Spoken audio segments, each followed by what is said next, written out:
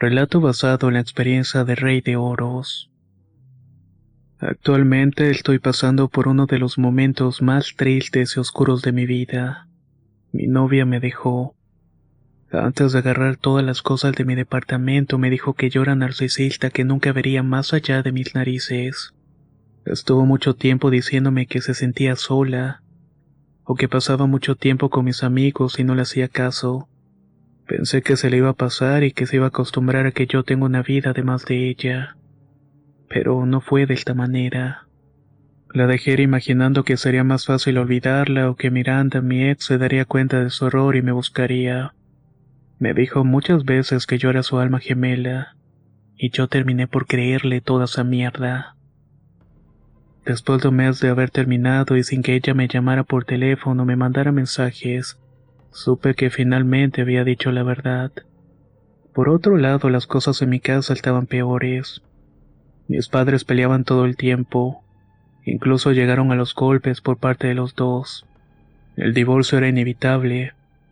Siempre pensé que el que tenía la culpa era mi papá y trataba a mi madre como si fuera una prostituta. La insultaba todo el tiempo. Cuando ella dejó la casa le pedí explicaciones. Le pregunté por qué era tan maldito con una mujer que le dio los mejores años de su vida además de sus hijos. Entonces mi papá se quebró y me dijo toda la verdad. Sus pleitos comenzaron desde que supo que mi mamá veía a otro hombre.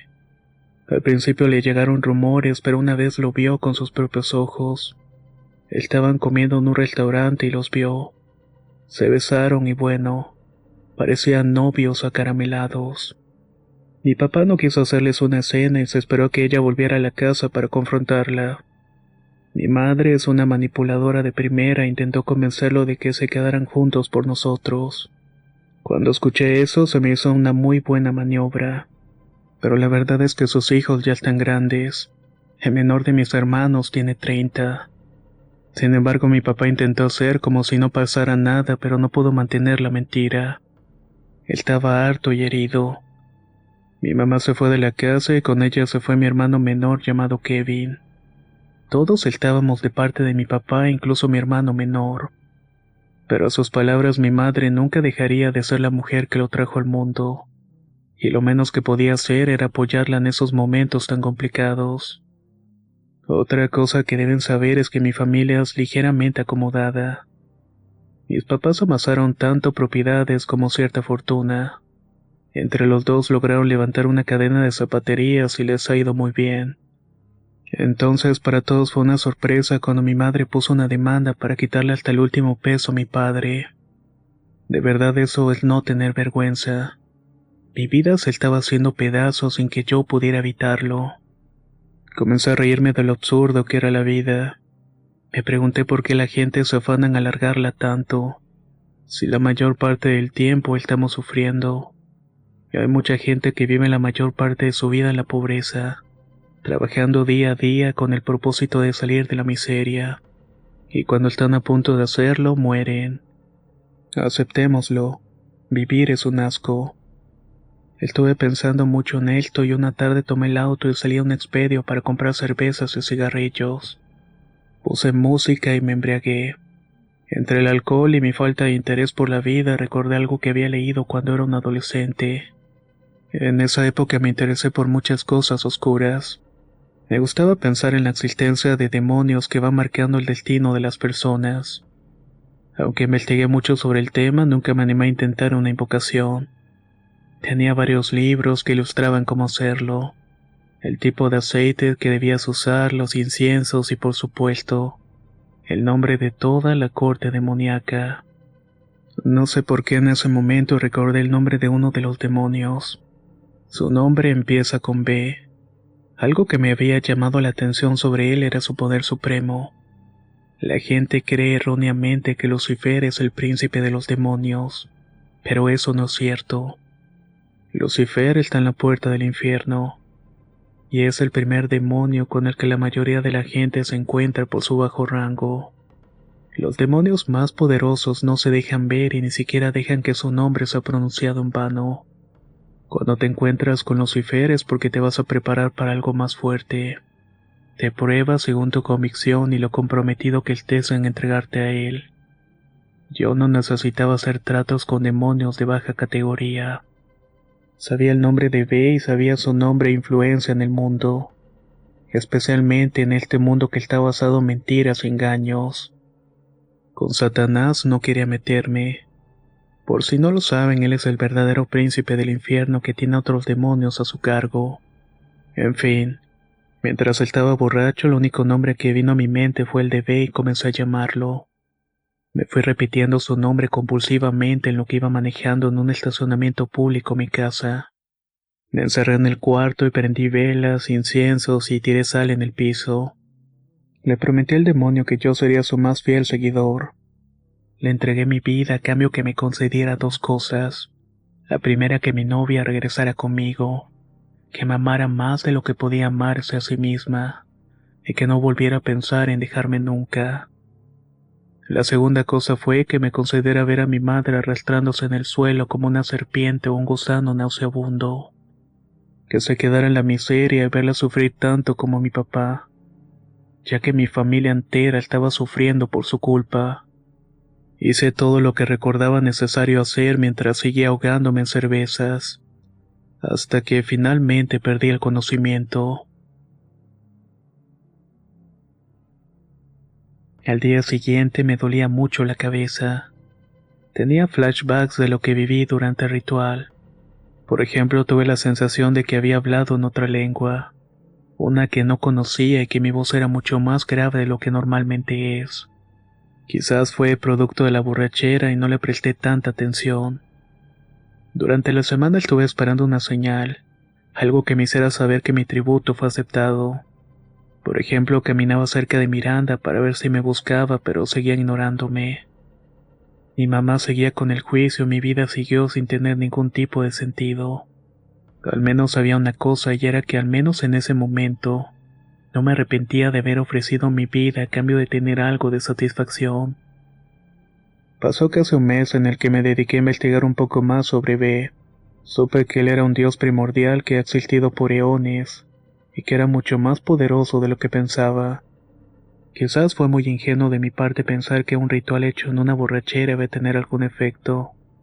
Me estaba quitando de la cabeza la idea de que iba a conseguir algo, pero ahí fue cuando recibí la llamada de Miranda. Fue casual y me decía que me extrañaba y que si podíamos vernos para platicar como amigos. Yo acepté con indiferencia, pero por dentro estaba dando brincos de felicidad. Fuimos a cenar y esa misma noche regresamos. Tuvimos el mejor sexo que he experimentado hasta el momento. Supe que mi ofrenda fue bien recibida y que en ese momento en adelante iba a aprovechar lo que me quedara de vida. A los 2 meses comenzaron a ver los primeros resultados del juicio. Yo no quise ir, pero mi hermano Kevin me dijo que mi mamá estaba por el suelo. Estaba perdiendo la demanda y además estaba quedando sin dinero. Le pregunté si se veía que era infeliz y me respondió que sí. No pueden imaginarse el gusto que sentí.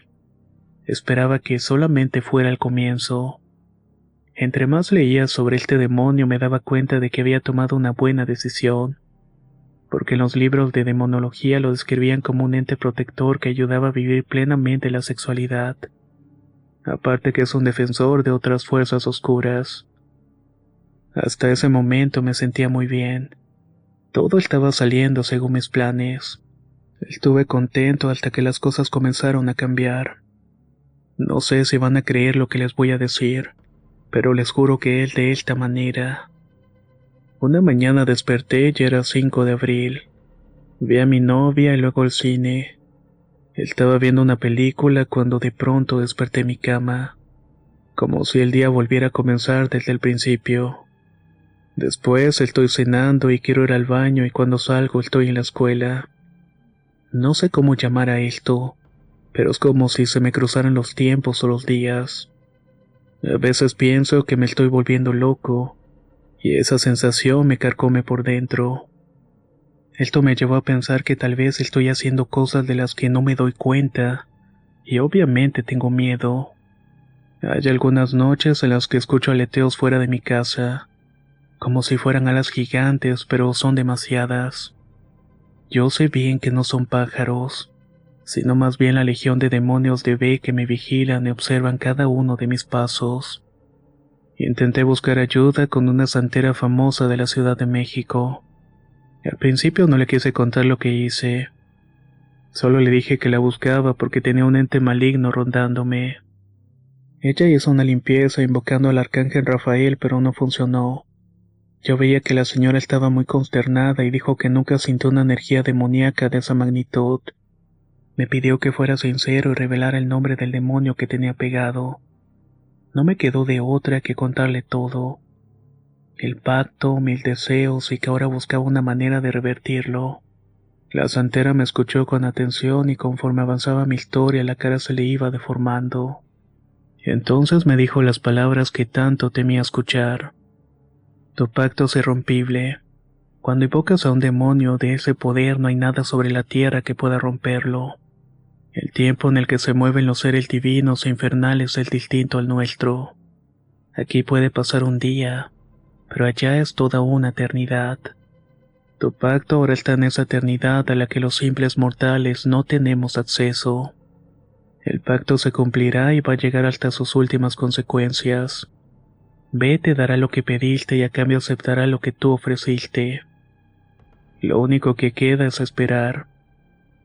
Hay personas a las que los demonios los toman como protegidos y aliados. Les ofrecen años de vida a cambio de realizar ciertas acciones. Por ejemplo, formar cultos, sectas, atraer seguidores. Pero no te equivoques. Aunque puedas alargar un poco tu vida, en realidad vas a ser un esclavo del ser demoníaco, ya que tu vida le pertenece. Salí de ese lugar hecho mar de lágrimas. Tengo miedo, pero al mismo tiempo tengo la esperanza de que pase algo. Por mi paranoia casi no veo a mi familia ni a mi novia. En este momento estoy en una encrucijada. No sé si seguir luchando por librarme o aceptar mi destino. No quiero ser un hipócrita con ustedes. La verdad no me importa formar una secta o traer más personas si esto ayuda a salvar mi vida. Estoy enviando mi historia antes de realizar mi segundo ofrecimiento. Ahora pienso pedirle a este demonio primordial que me tome como su instrumento en la tierra, y que haré todo lo que me pida, que nadie se esforzará más que yo en rendirle culto, y llevar su conocimiento a las personas cercanas a mí. Solamente espero que no sea demasiado tarde.